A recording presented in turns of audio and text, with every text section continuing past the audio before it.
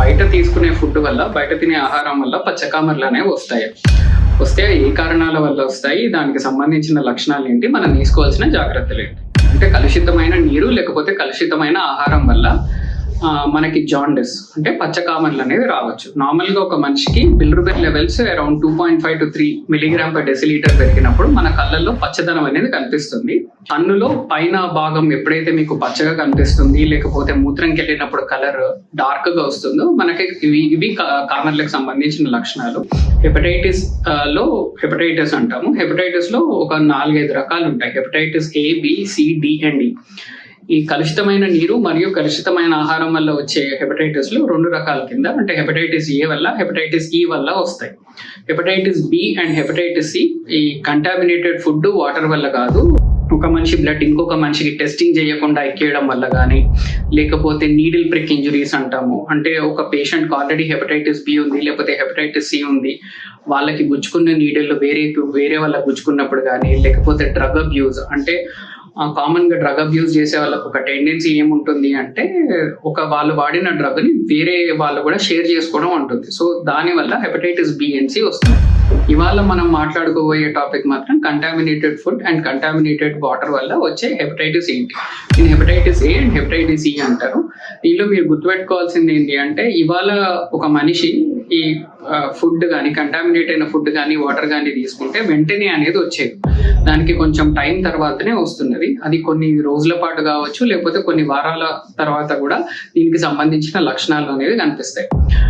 Only హెపటైటిస్ల వల్లనే దాని తర్వాత కామెర్లు వస్తాయా అంటే ఫుడ్ వల్ల వచ్చే వాటిలలో కామన్ గా చూసేవి hepatitis A and hepatitis E. వేరే జబ్బుల వల్ల కూడా మనిషికి కామెర్లు అనేవి రావచ్చు. అంటే కామన్ గా కొన్ని చూసే ఇన్ఫెక్షన్స్ వల్ల, ఇప్పుడు మలేరియా జ్వరంలో కూడా మనకు కామెర్లు రావచ్చు. లెప్టోస్పైరోసిస్ అని ఉంటుంది, దాని వల్ల కూడా కామెర్లు రావచ్చు. స్క్రబ్ టైఫస్ అని ఉంటుంది, సో దాని వల్ల కూడా కామెర్లు రావడానికి ఛాన్సెస్ అనేవి ఉంటాయి. ఇవి కాకుండా మన బాడీ ఇన్ఫెక్షన్ కి గురైనప్పుడు సెప్సిస్ వల్ల కూడా, దాని తర్వాత లివర్ పైన ఎఫెక్ట్ పడి దాని వల్ల కూడా కామెర్లు రావచ్చు. సో కామెర్లు రావడానికి ఒక కారణం అని చెప్పడానికి అయితే లేదు, చాలా కారణాల వల్ల కామెర్లు అనేవి వస్తాయి.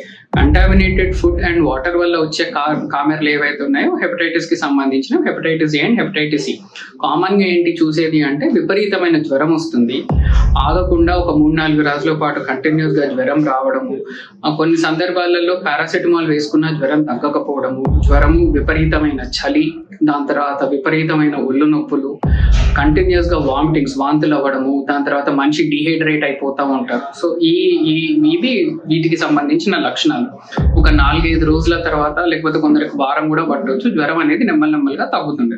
చాలా మంది అర్థం చేసుకోవాల్సింది ఏంటంటే మాకు కామెర్లు వచ్చింది కాబట్టి మేము పల్లెటూళ్ళలో ఎవరైతే ఉంటారో నోట్లో ఏదైనా మందు తీసుకుంటామని చెప్తారు, లేకపోతే బొట్లు పెట్టించుకోవడం, తాయతులు కట్టించుకోవడం, ఇట్లాంటివన్నీ కామన్ గా అంటే పల్లెటూర్లలో ఇట్లాంటివి చాలా వింటుంటారు. పసరు మందు తాగామంటారు, లేకపోతే తాయతులు కట్టించుకున్నాం అనడము, ఇట్లాంటివన్నీ చూస్తుంటారు.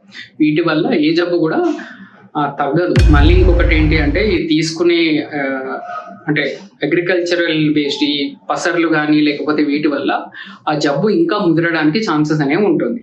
కంటిన్యూస్ గా ఈ జాండీస్ ఉండడం వల్ల తినబుద్ధి కాదు. సో తినకపోవడం వల్ల మనిషి డిహైడ్రేట్ తాగడం కూడా తగ్గుతుంది. సో తినడము, తాగడం తగ్గడం వల్ల ప్రిడామినెంట్ గా వాటర్ శాతం బాడీలో తగ్గడం వల్ల కిడ్నీ పైన ఎఫెక్ట్ పడడానికి, బీపీ తగ్గడానికి ఛాన్సెస్ అనేవి ఉంటాయి. కామన్ గా మాత్రం విపరీతమైన నీరసము, అలసట, ఏం పని చేసుకోవడానికి ఇంట్రెస్ట్ ఉండకపోవడం, జ్వరం, వీటికి సంబంధించిన లక్షణాలు.